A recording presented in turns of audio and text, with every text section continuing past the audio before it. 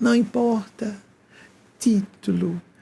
Títulos, dinheiro, prestígio, tudo relacionado ao corpo. A gente perde o corpo físico e chega do outro lado, como disse Chico Xavier para André Luiz. André Luiz foi uma autoridade extraordinária no mundo científico. E aí, estava pedindo muito como médico para trabalhar. Vocês conhecem isso da literatura de Chico Xavier? Queria tanto. Aí um belo dia, um paciente começa a vomitar, né? E aí, a falta de um servente, ele resolveu limpar o vômito de um paciente e começou a chorar. Enquanto limpava o vômito do paciente, agradecido pela oportunidade de serviço. Por que ele chorava? Porque era uma pessoa muito orgulhosa. Então, um grande cientista, um médico famoso, foi lá limpar, virar primeiro comece sendo servente. Abaixa a bola. Você é pessoa, você está a serviço. Todas e todos estamos a serviço. E também porque era uma pessoa dura. Ele entrou numa crise porque viu a esposa casada com outro homem. Vocês sabem o que era no início do século? Uma mulher ficar viúva? Ela estava completamente desamparada. Quais eram as profissões ou meios de subsistência de uma mulher viúva? Vocês sabem quais eram as profissões que existiam para mulheres no início do século passado? Sendo mais rigoroso, claro que existiam exceções, mas uma mulher era freira. Quais eram as opções de carreira das mulheres? Ser freira, ser esposa, ser prostituta. Então, quando um homem dizia, meu Deus, estou perto de morrer, qual o desejo dele? A gente não percebe isso na literatura de Chico Xavier quando está lendo, não é? A gente presume que tem um espírito escrevendo por Chico Xavier, tem que ser um ser de luz. Não, Chico Xavier recebeu espíritos sofredores que precisavam pagar suas dívidas através da psicografia. Chico era um ser luminoso. E Emmanuel, seu guia espiritual.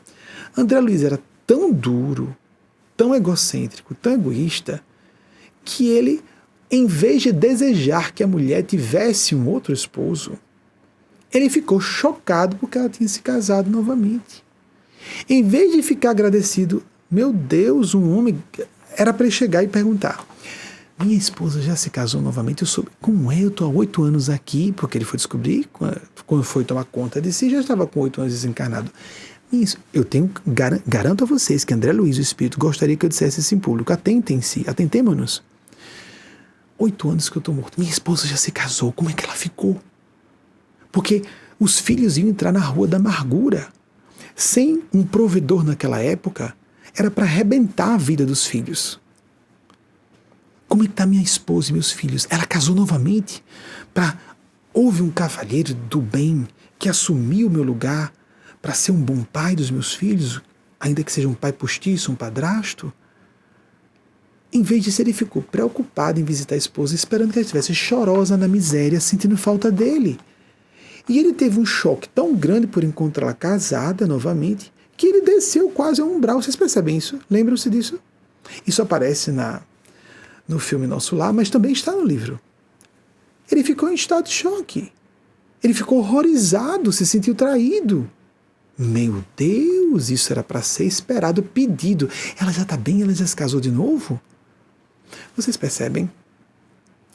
Qual a grande lição disso?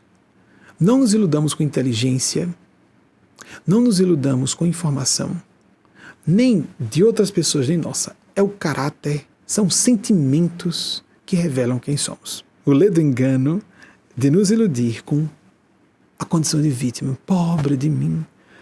Meu Deus, minha mulher, que eu pensava que nunca conseguiria se casar com outro homem, meu Deus, era para eu desejar, era para falar antes. Naquela época, maridos conscienciosos diziam, minha filha, se eu morrer repentinamente, não fique com essa bobagem de algumas mulheres que ficam com roupa de luto, providencie um marido decente, tenha cuidado na seleção do companheiro, mas termine de criar meus filhos. Homens de bem falavam isso na época. Ele não só já estava morto há 8 anos, como esperava que a esposa estivesse como? Arrebentada, sofrida, e os filhos na miséria junto, sem o provedor. Na época o pai era o provedor. A mãe não podia trazer subsistência, não podia ser fonte de subsistência dos filhos.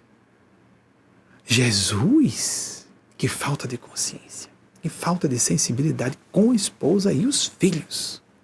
A gente não vê isso, né? Mas deveria ver. Aí depois de ver, ele se iluminou. Vou orar aqui. o esposo, a minha esposa está mal. Como eu sou santo, vou orar aqui para botar uma energia boa, estou ficando santo. Não, rapaz, está ficando com o mínimo de decência e sentimento, tá parando, saindo da psicopatia, começando a ter um mínimo de espírito de responsabilidade. O sujeito assumiu o seu lugar, querido. Os filhos não são dele, ele está criando como se fosse. O lugar que era seu de tomar conta da esposa e dos filhos foi assumido por outro camarada. Agradeça, você tem que ficar agradecido por esse cara e não conseguir renunciar aqui. Nós nos iludimos muito, nós brasileiros temos uma dificuldade enorme de enxergar coisas óbvias. Somos muito acostumados com hipocrisias religiosas. Boa esposa, a esposa passiva. Dona fulana, uma santa. Marido grosseiro, ela aguenta tudo. Santa? Ela deseja que ele morra. Ela é passiva, submissa. Quem diz que a pessoa submissa é santa? É irresponsável muitas vezes, ela tem que responder. Se respeite, cala a boca. E o grosseiro pode ser mais franco, pode ser mais honesto. Nós temos umas opiniões sobre o que é virtude, o que é santidade, o que é luz ou não, elementares, primariamente erradas. E Jesus disse de religiosos e religiosas: hipócritas, sepulcros caiados, meretrizes e publicanos, prostitutas e ladrões entrarão no reino de Deus antes de vós. Mateus 21, 31. Estão lembrados disso? Jesus disse que ele tinha vindo. Tem uma das traduções em inglês da Bíblia que estamos utilizando, que é excelente, e que coloca nesses termos exatamente. Que ele veio não para... Em português a gente vê assim, né? Eu não vim para os sãos, mas para os doentes. Tem assim em inglês. Porque eu não conheço aramaico e grego. Mas isso tem a ver com o que Jesus disse, e é o que de fato é. Eu não vim para os que acham que são virtuosos. Eu vim para aqueles que já sabem que são pecadores. Quem são pecadores? Todos nós. Quem é o virtuoso que não precisa de Jesus? Ninguém. Apenas algumas pessoas sabem que são pecadoras.